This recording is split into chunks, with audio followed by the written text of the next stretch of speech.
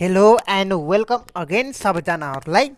आज म तपाईँलाई 2078 को जुन चाहिँ BSc CSIT फर्स्ट सेमेस्टरको यो क्वेसन आएको छ 2078 मा, जुन चाहिँ क्वेसन नम्बर 11 मा रहेको छ र म तपाईँलाई अलरेडी क्वेसन नम्बर 8 सम्म अलरेडी भिडियो बनाएर राखिदिएको छु। 1 देखि 8 सम्म 1 देखि 8 सम्म अलरेडी भिडियो बनाएर राखिदिएको छु र तपाईँलाई क्वेसन नम्बर 9 र 10 को 2077 मा आएको क्वेसन हो। यो चाहिँ अलरेडी 2077 को भिडियो बनाएर राखिदिएको छु। सो तपाईँले क्वेसन नम्बर 9 र 10 को लागि यो 2077 को सोलुसनहरू हेर्न सक्नुहुन्छ। सो अब म तपाईँलाई 11 को डाइरेक्ट गराउँदैछु र योभन्दा अगाडिको भिडियोमा म तपाईँलाई क्वेसन नम्बर 8 को सल्भ गर्दै गर्दा तपाईँले के भनेको थियो होला, पक्कै पनि 4वटा क्वेसनहरू रिपिट भएको छ। जुन चाहिँ 2077 मा आएको क्वेसनहरू 4वटा सर्ट क्वेसन रिपिट भएको छ, जसमध्येमा तपाईँलाई क्वेसन नम्बर 9 र 10 को रिपिट भइसकेको छ र अर्को क्वेसन नम्बर 15 मा पनि रिपिट भएको छ र अर्को एउटा अझै रिपिट भएको छ। म तपाईँलाई पछि भिडियोमा भनिदिने छु। सो अब हामी चाहिँ आजको भिडियोमा क्वेसन नम्बर 11 को सल्भ गर्दैछौँ र यो क्वेसन चाहिँ तपाईँको च्याप्टर नम्बर 7 बाट आएको छ। जुन चाहिँ च्याप्टरको नाम चाहिँ ODE छ, अर्डिनरी डिफरेन्शियल इक्वेसन भन्ने छ र तपाईँलाई लङ क्वेसनमा क्वेसन नम्बर 4 को लङ क्वेसनमा हेर्नुहुन्छ भने तपाईँको च्याप्टर 7 बाटै नै आएको छ 10 मार्क्सको र तपाईँलाई यो शुद्ध गरेर तपाईँको च्याप्टर 7 बाट टोटलमा 50 मार्क्सको आएको छ। सो तपाईँलाई ODE भन्ने च्याप्टर चाहिँ तपाईँलाई राम्रोसँग हेर्नु होला र यो क्वेसन चाहिँ ठ्याक्कै क्वेसन चाहिँ बुकको एक्सर्साइजमा रहेको छ, जुन चाहिँ क्वेसन नम्बर 4 मा हेर्न सक्नुहुन्छ। पेज नम्बर 215 को क्वेसन नम्बर 4 मा हेर्न सक्नुहुन्छ। एक्सर्साइज 7.2 को ठ्याक्कै यस्तै रहेको छ। हेर्नु त, यहाँ इक्वल टु 0 छ, यहाँ इक्वल टु 1 छ, यहाँ प्लस यता जाँदा माइनस हुन्छ, त्यस्तै वेमा गर्न सक्नुहुन्छ। यो र यो चाहिँ एउटै रहेको छ। सो तपाईँलाई यो एक्सर्साइजको पनि प्र्याक्टिस गरेर जानु होला भन्न खोजेको छु। ल अब चाहिँ तपाईँको यो क्वेसन नम्बर 11 मा चाहिँ यो कुन च्याप्टरबाट आएको छ, कति पेज नम्बरमा आएको छ म तपाईँलाई डिटेलमा भनिदिइहालेँ र यसको सोल्युसन कसरी गर्ने म तपाईँलाई फर्दर एकछिनमा कुराकानी गर्ने नै छ, चिन्ता गर्नु पर्दैन। सो अब चाहिँ तपाईँलाई यदि तपाईँलाई 2074 देखि 78 सम्मको PDF क्वेसन सोल्युसनको PDF चाहिएमा मलाई प्रश्न मेसेज गर्नु होला, म तपाईँलाई प्रोभाइड गराइदिन्छु। र म तपाईँलाई के भन्न सक्छु भन्दाखेरि 2074 देखि 78 को सम्मको तपाईँहरूको 74 भयो, 75 भयो, 77 भयो र 78 भयो, सरी 77 78 भयो। यो चारवटा इयरको क्वेसन राम्रोसँग प्र्याक्टिस गरेर जानुभयो भने तपाईँले राम्रो मार्क्स ल्याउन सक्नुहुन्छ। यो म्याथमेटिक्समा तपाईँलाई गाह्रो लाग्दैन। सो अब तपाईँलाई चाहिएमा मलाई प्रश्न इनबक्स गर्नु न, म तपाईँलाई प्रोभाइड गराइदिन्छु। ल अब क्वेसन नम्बर 11 को तर्फ लागौँ। यो 11 मा भनेको के हो म तपाईँलाई फुल डिटेलमा एक्सप्लेनेसन गरिदिन्छु, चिन्ता गर्नु पर्दैन। ल अब यो क्वेसन नम्बर 11 मा अब भिडियो स्टार्ट गर्नुभन्दा पहिला यदि मेरो च्यानलमा तपाईँ नयाँ हुनुहुन्छ भने अझसम्म मेरो च्यानललाई सब्सक्राइब गर्नुभएको छैन भने सब्सक्राइब गरिदिनु होला, लाइक सेयर कमेन्ट गर्नु नबिर्सनु होला। सो अब कुनै पनि ढिला नगरिकन अब हामी चाहिँ यसको भिडियो स्टार्ट गर्न गइरहेको छौँ, जुन चाहिँ 11 नम्बरको छ। ल लेट्स सी के हुँदो रहेछ। यो y ड्यास छ कि छैन, मैले y ड्यासलाई dy/dx पनि लेख्न सक्छु अथवा तपाईँले y ड्यास जे पनि लेख्न सक्नुहुन्छ, नो प्रब्लम है त। प्लस यो 2xy - 1 = 0 छ। सो हामीले चाहिँ यसलाई केसँग कम्पेयर गर्छौँ भन्दाखेरि is comparing with dy/dx plus py = q सँग कम्पेयर गर्छौँ। योसँग हामी कम्पेयर गर्छौँ अथवा यसलाई छ कि छैन dy/dx plus 2xy - 1 छ कि छैन, यसलाई हामी चाहिँ यस्तो पनि लेख्न सक्छौँ। ल dy/dx plus 2xy = यो माइनस यता जाँदाखेरि प्लस हुन्छ, सो = 1 भयो। अब कम्पेयर गर्दाखेरि सजिलो भएन त, यता dy/dx छ, यता पनि dy/dx छ, नो प्रब्लम हो। ल अब यहाँ y छ, यहाँ पनि y छ र p को ठाउँमा कति छ 2x छ।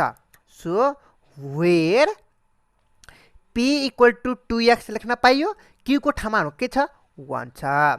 अब यहाँसम्म बुझ्नु भयो कि बुझ्नु भएन मलाई यति कुरा भनिदिनुस् त।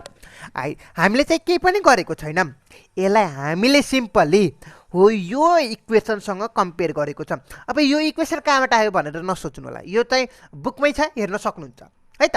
ल अब यो इक्वेसनसँग कम्पेयर गऱ्यौँ, कम्पेयर गर्दाखेरि यो माइनस यता जाँदा प्लस भयो, जुन चाहिँ क्यूको भ्यालु भयो, र हाम्रो वाइ यहाँ छँदैछ, र पीको भ्यालु त पाएको 2x भयो, र वाइ ड्यास भनेको अर्थ डिवाइ बाई डिएक्स यो जस्ताको तस्तै भयो। सो हामी पी र क्यूको भ्यालु निकाल्यौँ। अब निकालिसकेपछि हामीले के गर्छौँ भन्दाखेरि आइएफ भन्छौँ, जुन चाहिँ तपाईँहरूको इन्टिग्रल फ्याक्टर भन्छौँ क्या, फुल फर्म चाहिँ इन्टिग्रल फ्याक्टर हो।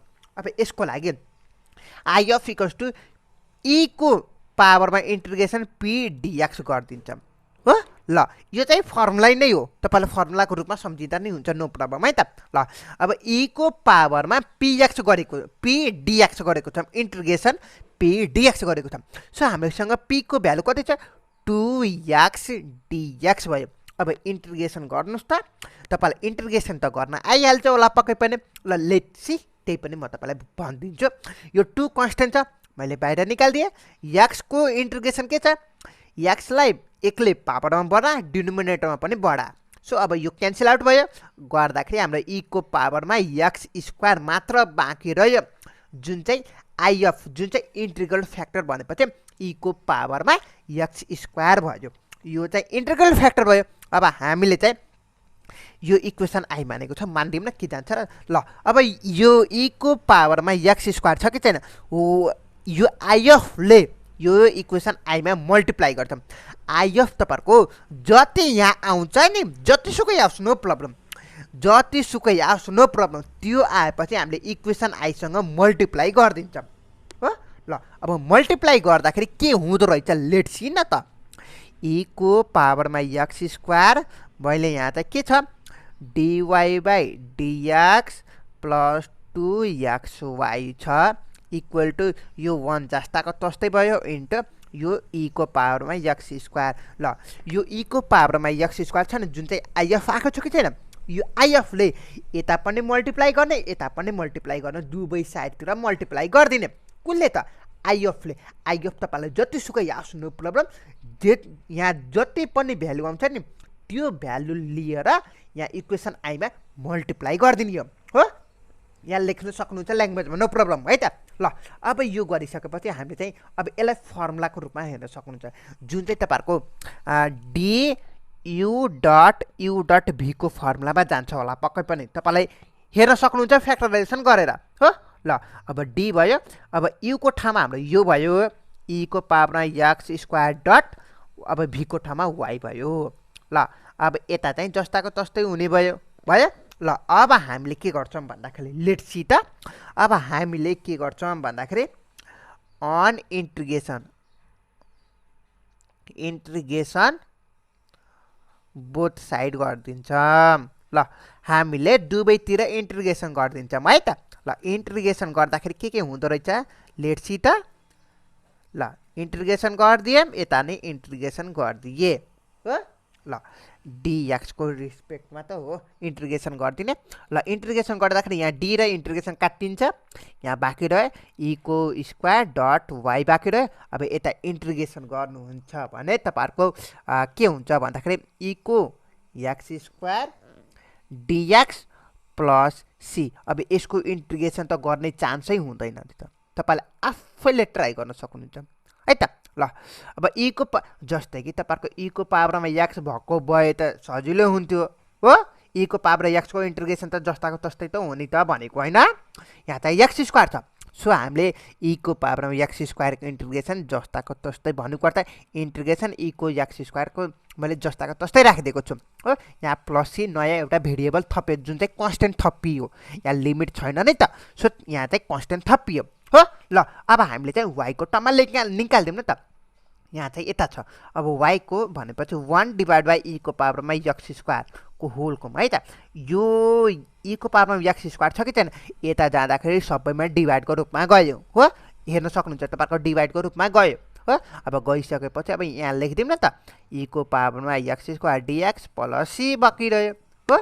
यति पनि लेख्न सक्नुहुन्छ, अथवा म यस्तो लेख्दिनँ नि त, अब अथवा तपाईले यस्तो पनि लेख्न सक्नुहुन्छ, यति लेख्दा पनि नो प्रब्लम, अथवा तपाईले यो मल्टिप्लाई गर्दा नै हुन्छ है।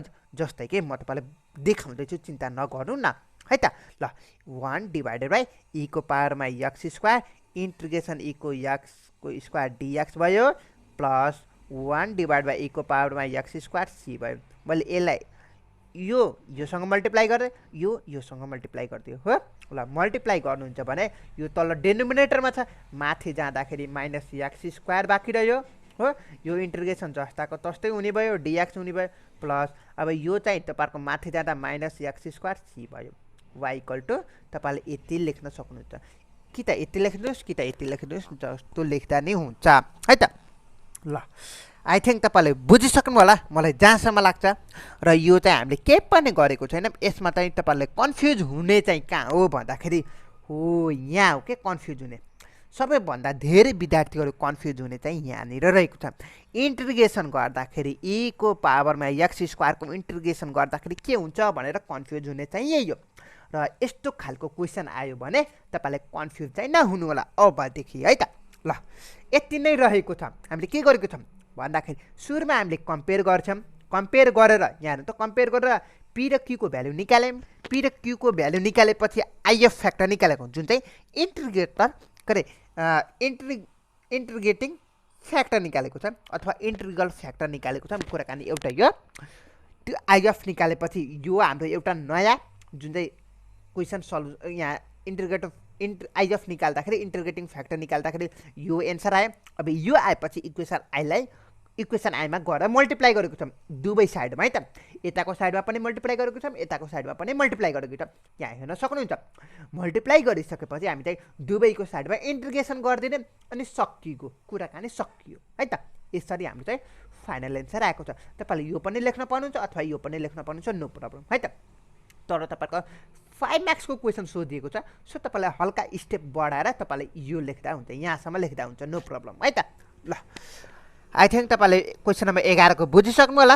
र नेक्स्ट भिडियो चाहिँ म फेरि पनि अर्को भिडियो अर्को टपिकको लिएर आउने नै छ। सो त्यसको लागि मेरो च्यानल सब्स्क्राइब गर्नुभएको छैन भने सब्स्क्राइब गरिदिनु होला, लाइक शेयर कमेन्ट गर्न नबिर्सनु होला।